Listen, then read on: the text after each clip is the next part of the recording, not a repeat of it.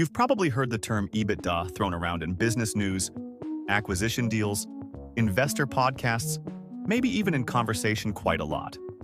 Private equity firms, banks, and investors use this measure to decide which businesses are worth hundreds of millions and which ones aren't.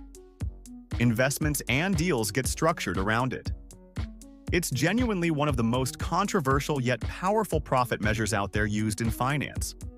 By the end of this video, you will know what it is, how to calculate it, and why some prefer it while others think it's misleading. It is calculated by taking net income and adding interest, taxes, depreciation, and amortization expenses back to it. But to understand more of the term, we need to talk about the problem it was designed to solve. Meet Jim. He owns a food truck and serves tacos. By the end of the week, his revenue hits $1,800. But running a business means there are costs. Jim spent $600 on ingredients, $400 on staff, and $100 on gas and supplies. That's $1,100 in costs directly tied to making and selling tacos. He also took out a loan to buy the food truck, so he's paying $250 a week in interest. Subtract everything, and Jim's net income is $450 a week. Now meet Carl. Same tacos, same location, same weekly revenue and costs. But Carl bought his truck outright, so he has no loan and interest to pay. So Carl's net income is $700 a week.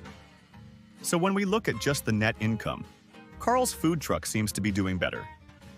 But is he actually better than Jim at running a food truck? Not at all. They have the same business with their operations having identical results. The only difference is how they finance the truck.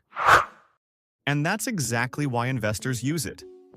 Two companies can be doing equally well operationally but look completely different on paper, because one could carry more debt, or is in a higher tax country, or maybe uses different depreciation schedules.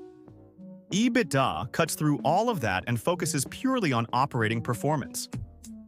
It's also widely used in valuation. Metrics like enterprise value to EBITDA ratio let investors compare companies of different sizes in different countries using one consistent measure. For a more numbers-based breakdown, I made a video explaining financial terms like EBITDA through a cafe business. Links in the description. But it isn't perfect, and this is important to know. It can make a company look more profitable than it is. Interest, taxes, and depreciation are real costs. They don't disappear just because EBITDA excludes them. It can also hide debt problems. A company drowning in loans can still post a strong EBITDA to attract investors, because interest payments are removed. That's why it is always paired with debt to EBITDA to get a fuller picture. And it ignores what it costs to keep the business running long-term. Assets wear out. Trucks age, equipment breaks, factories need upgrades, and that costs real money. EBITDA doesn't account for any of that. Some of the most respected investors in the world have made this point, arguing that ignoring real costs like interest and capital expenditures can give investors an incomplete picture of a company's true profitability. EBITDA is a genuinely useful metric, but it's one lens, not the whole picture. Understand what it shows you, know what it doesn't, and you're already ahead of most people.